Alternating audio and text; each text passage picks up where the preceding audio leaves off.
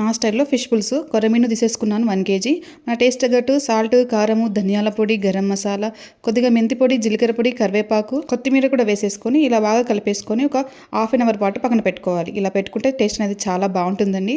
ఆ తర్వాత ఒక ప్యాన్ పెట్టేసుకొని కొద్దిగా ఆయిల్ వేసేసి కొద్దిగా జీలకర్ర, ఒక పెద్ద సైజు ఆనియన్, ఆ తర్వాత 2 పెద్దగా కట్ చేసిన టమాటాలండి, ఇవి కూడా వేసేసుకోవాలి. మనం గ్రేవీకి తగ్గట్టు ఈ టమాటా ఆనియన్స్ అనేది వేసుకోవాలండి. తర్వాత కొన్ని వెల్లుల్లి కూడా వేసేసాను. మగ్గిన తర్వాత కొద్దిగా చింతపండు కూడా వేసేసాను.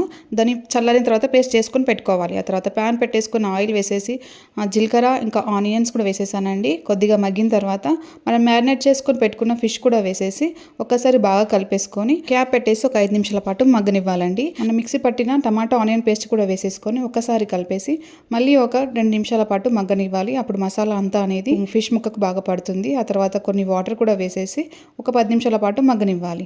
ఎవరైనా కానీ ఇలా ఈజీగా చేసేసుకోవచ్చండి.